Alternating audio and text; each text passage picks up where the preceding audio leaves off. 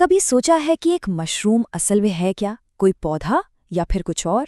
देखिए, जिंदगी के इस विशाल साम्राज्य में ना एक किंगडम ऐसा है जो रहस्यों से भरा हुआ है। और सबसे हैरानी की बात यह है कि ये हमसे बहुत मिलता जुलता है। ये है फंगाई का किंगडम। तो चलिए आज इनकी इस छिपी हुई फैमिली हिस्ट्री का पता लगाते हैं। तो सवाल एकदम सीधा है, फंगाई आखिर हैं क्या? क्या वो बस अजीब से दिखने वाले पौधे हैं या कुछ बिल्कुल ही अलग चीज? ये एक ऐसी साइंटिफिक पहेली है जिसने सदियों तक, जी हाँ सदियों तक, साइंटिस्ट को उलझाए रखा। तो हमारी इस जासूसी कहानी का पहला चैप्टर है फंगी का पहचान संकट। कई 100 सालों तक उन्हें पौधों के किंगडम का एक, कह सकते हैं कि एक अजीब गुमनाम सा मेंबर माना जाता था। पर ऐसा क्यों था? आइए सबसे पहले उन सबूतों को देखते हैं जिनके आधार पर यह माना गया। देखिए, पहली नज़र में तो सबूत काफी पक्के लगते थे। पौधों की तरह फंगाई में भी एक सख्त सेल वॉल होती है। वो भी बीजाणु यानी स्पोर्स बनाते हैं और पौधों के ही तरह वो एक जगह पर स्थिर रहते हैं, हिलते डुलते नहीं। तो इन सब समानताओं को देखकर उन्हें थैलोफाइटा ग्रुप में पौधों के साथ रख देना काफी लॉजिकल लगा। तो क्या केस बंद हो गया? नहीं, इतना आसान बिल्कुल नहीं था। लेकिन देखिए, साइंस कभी एक जगह रुकती नहीं है। जैसे जैसे हमने और करीब से देखना शुरू किया, इस साफ सुथरी तस्वीर में दरारें दिखने लगी। कुछ ऐसे सुराग मिलने लगे जो कहानी को एक बिल्कुल ही नई दिशा में ले जा रहे थे। और यहाँ से मामला दिलचस्प होना शुरू होता है। पौधों के बिल्कुल उलट फंगाई फोटोसिंथेसिस नहीं कर सकते क्योंकि उनमें क्लोरोफिल होता ही नहीं। वे अपना खाना बनाने के बजाय अपने आसपास से न्यूट्रिएंट्स को सोखते हैं। इसे हेटेरोट्रोफिक कहते हैं। और ये देखिए, वे एनर्जी को ग्लाइकोजन के रूप में स्टोर करते हैं, बिल्कुल हमारी तरह, यानी जानवरों की तरह। जबकि पौधे इसे स्टार्च के रूप में स्टोर करते हैं। लेकिन सबसे बड़ा सुराग तो उनकी सेल वॉल में छिपा था। ये सेलुलोज से नहीं बल्कि किसी और ही चीज से बनी थी। और वो चीज थी चाइटिन। ये एक असली गेम चेंजर था। काइटिन वही मजबूत पदार्थ है जिससे कीड़े, मकड़ियां और झींगों का बाहरी कंकाल बनता है, उनका एक्सोस्केलेटन। तो अचानक ये अजीब सा पौधा जानवरों के बहुत ज्यादा करीब लगने लगा। पहेली और भी गहरी हो गई थी। तो इन सभी सबूतों को एक साथ मिलाकर 1969 में बायोलॉजिस्ट R.H. विटेकर ने एक बहुत बड़ा कदम उठाया। उन्होंने प्रपोज किया कि फंगाई ना तो पौधे हैं और ना ही जानवर, उन्हें अपना खुद का एक बिल्कुल अलग किंगडम मिलना चाहिए। ये बायोलॉजी की दुनिया में एक भूकंप जैसा था जिसने जिंदगी को क्लासिफाई करने का तरीका हमेशा के लिए बदल दिया। लेकिन कहानी यहीं खत्म नहीं हुई। फंजाई को अपना किंगडम तो मिल गया, पर असली सवाल अभी भी बाकी था कि वो किसके ज्यादा करीब थे, पौधों के या जानवरों के। इस सवाल का आखिरी जवाब तो जिंदगी के कोड यानी DNA में ही छिपा था। जी हाँ, आखिरी और सबसे पक्का सुराग फंगाई की DNA में था।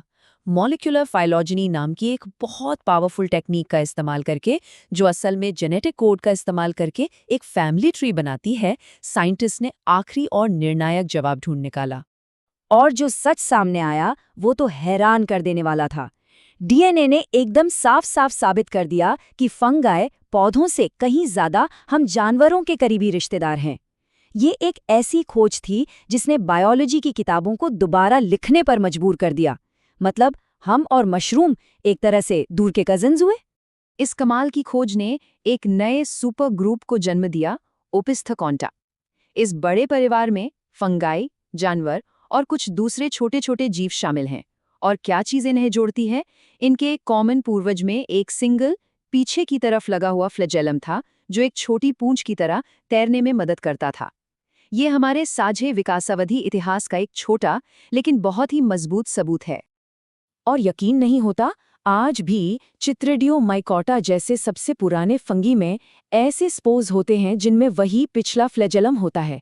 ये हमारे साझे पानी वाले अतीत का एक जीता जागता सबूत है जो आज भी मौजूद है। तो अब जब ये फैमिली कनेक्शन पक्का हो गया था, तो साइंटिस्ट ने अगला सवाल पूछा, आखिर ये हमारा कॉमन पूर्वज था कौन? इसे खोजने के लिए हमें समय में बहुत बहुत पीछे जाना होगा। हमारी ये टाइम ट्रैवल शुरू होती है लगभग 1.5 अरब साल पहले। उस जमाने में हमारा कॉमन पूर्वज शायद पानी में रहने वाला एक सिंगल सेल वाला प्रोटिस्ट था जिसमें एक फ्लैजेलम था। फिर लगभग 1 अरब साल पहले हमें पहले फंगल फॉसिल्स मिलते हैं और कहानी में एक बड़ा मोड़ आता है करीब 46 करोड़ साल पहले, जब फंगी ने पौधों के साथ मिलकर जमीन पर जिंदगी को बसाने में एक बहुत ही अहम रोल निभाया था। इस लंबे सफर में एक बहुत ही महत्वपूर्ण मोड़ आया। हमारे उस पूर्वज ने भोजन को खाने या निगलने की क्षमता खो दी।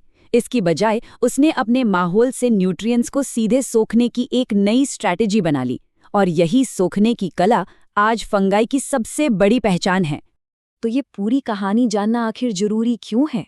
सिर्फ इसलिए नहीं कि ये एक बड़ी मजेदार पहेली है, बल्कि इसलिए क्योंकि फंगाई ने हमारे इस ग्रह पर जिंदगी के इतिहास को बनाया है, उसे शेप दिया है। उनका असर हर जगह है। फंगी ने जिंदा रहने और फैलने के लिए कुछ कमाल के टूल्स डेवलप किए।